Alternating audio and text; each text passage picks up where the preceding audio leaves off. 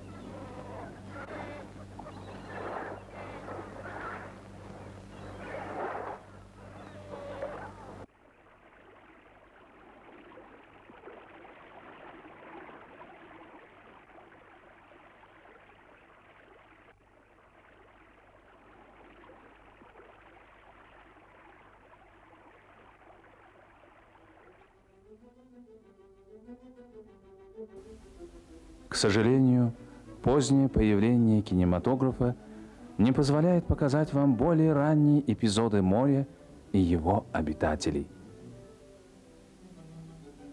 Перед вами редкие кадры 40-х годов. Борьба за светлое будущее заставили наших предков любыми способами развивать ирригацию. Колеса чигирей служили то на орошение, то на протягивание сетей. Море радовалось, бурлило и кормило людей. Люди боготворили Арал.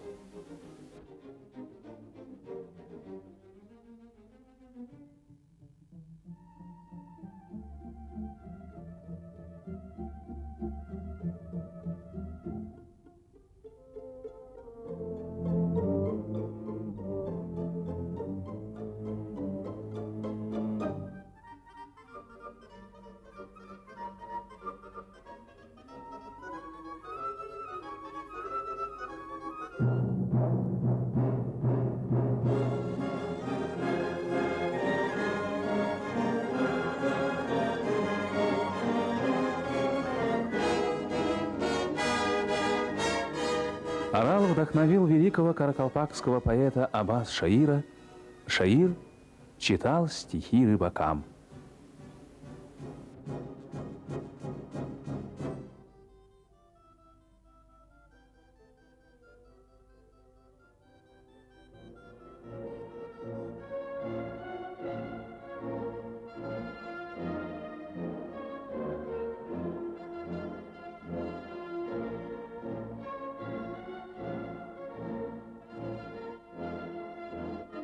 А колеса времени катились к Великой Отечественной войне. Женщины Арала заменили мужчин, и, не считаясь с временем, они освоили непосильную, трудную профессию рыбака.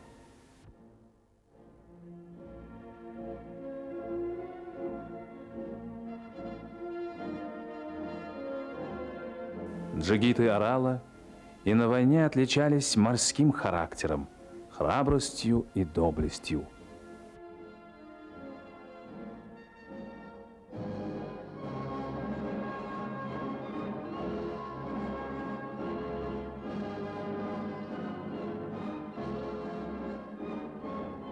Арал отправил на фронт не только своих сыновей и рыбу.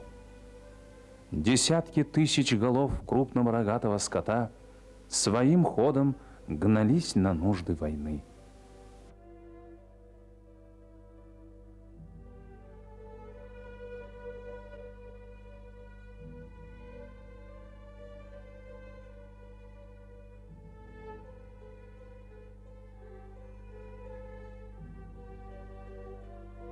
Последний раз, испив воду Арала, они как бы прощались с морем, долго шли вдоль берега.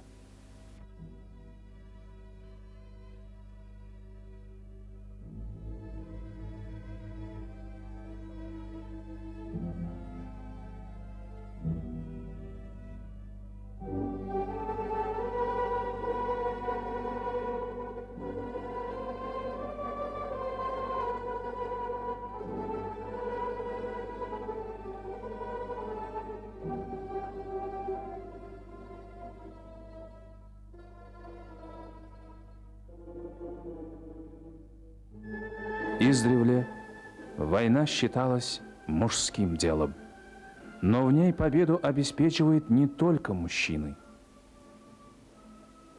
Женщины Арала внесли огромную долю в победе на той войне.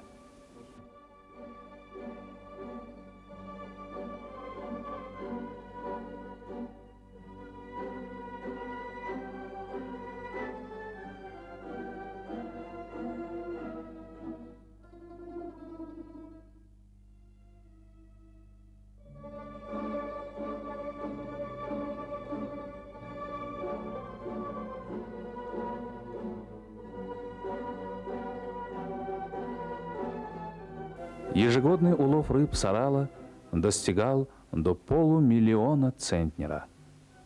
Ценные столовые виды рыб, как сазан и усач, были в изобилии. И народ не знал, что такое голод. Наверное, только ленивому море не дало рыбу.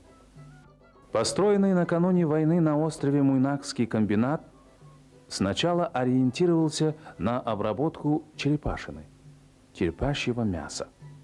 Мощность комбината была такой, что через год-полтора он сожрал до последней черепахи острова Муйнак.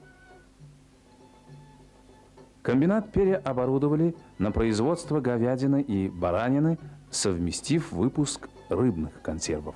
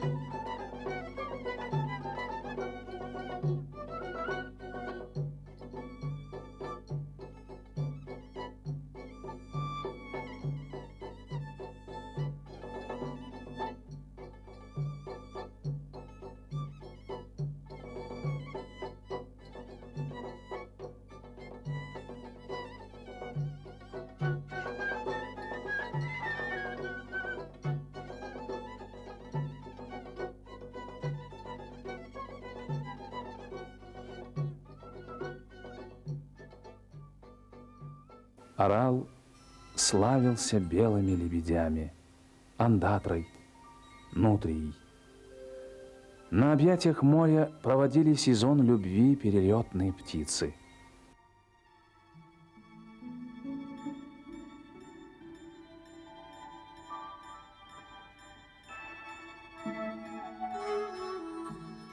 Люди охотились на дичь, а собаки дразнили диких кабанов.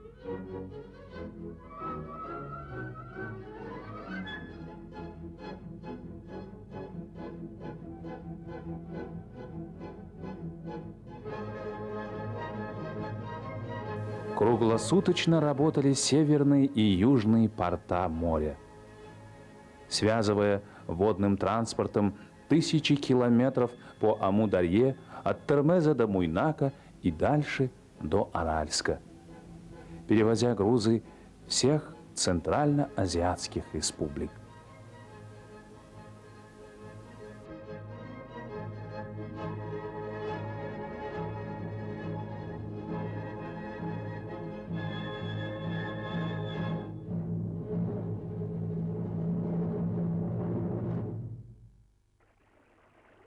Амударья, разделяя две великие пустыни Центральной Азии, Каракумы и Кызылкумы, часто меняла свое русло в нижнем течении. Особо опасными считались крутые берега реки, где дайгиши, отвалы грунтов, съедали целые аулы и города. Так, в начале 30-х годов столица Каракалпакстана Турткуль подверглась сильному дайгишу, отвалу, и столицу перенесли в Нукус. А отважные бурлаки шли против течения, несмотря на дайгиши. Отцам идеи светлого будущего потребовалось обуздать природу, и началось массовое рытье каналов.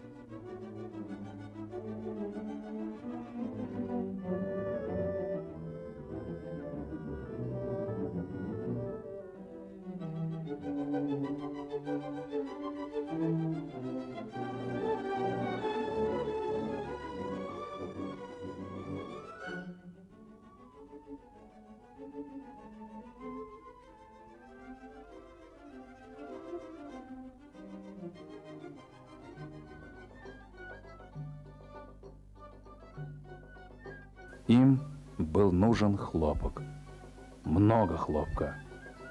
И люди верили им, боялись не поверить в светлое будущее и работали во имя вождей мирового пролетариата, отправляя весь урожай неведомо куда.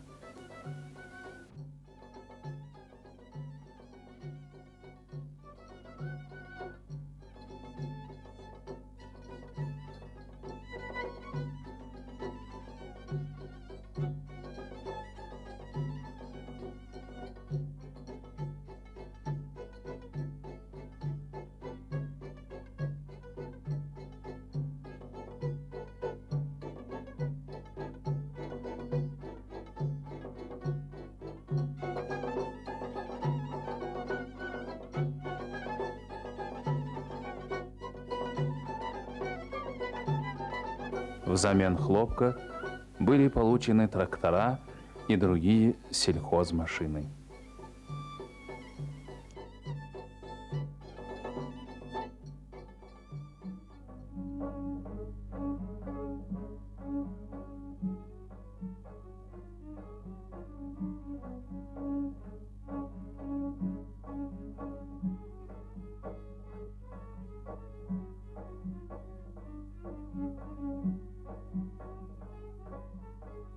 Покрытый льдом Арал и зимой не дремал, служа людям.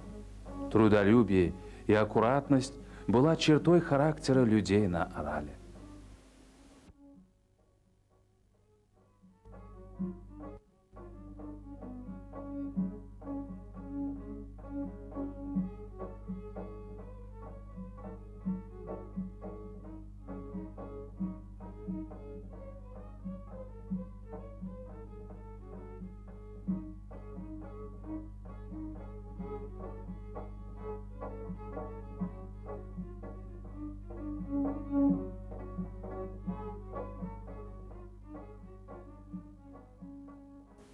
Прошли благополучные 50-е годы.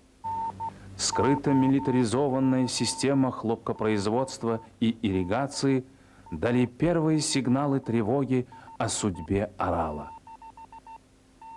Но сигнал не был услышан.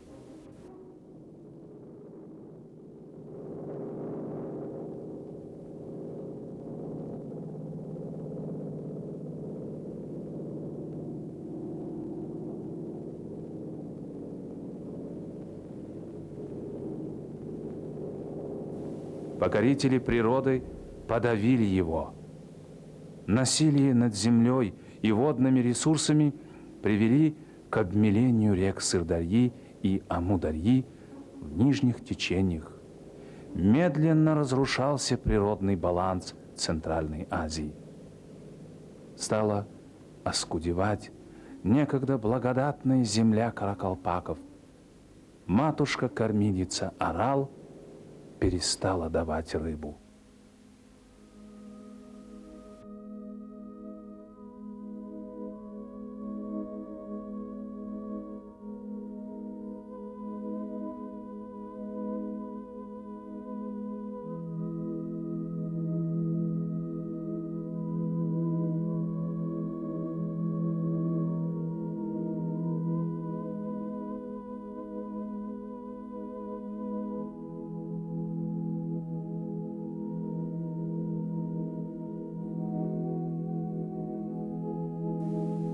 Но люди жили с надеждой на лучшее будущее.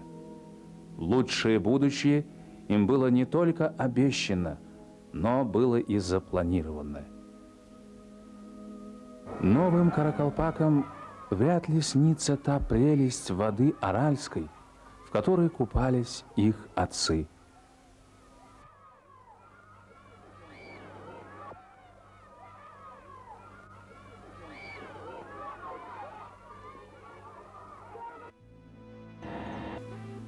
Напоминаем, площадь Арала составляла 66 тысяч квадратных километров. Осталось меньше половины. А из объема 1067 кубокилометров осталось меньше 1/3. По детской смертности Каракалпакстан занимает одно из первых мест в мире. Люди стали покидать обжитые земли предков. Так, в некогда земном рае, в Муйнаке, осталось меньше половины населения. Без моря нет применения их труду. Мало кого волнует их дальнейшая судьба. Но люди не теряют надежды и веры на возвращение моря. Они верят в доброту человеческую, понимают непростые проблемы независимости в нынешних условиях и с грустью вспоминают, каким был Арал.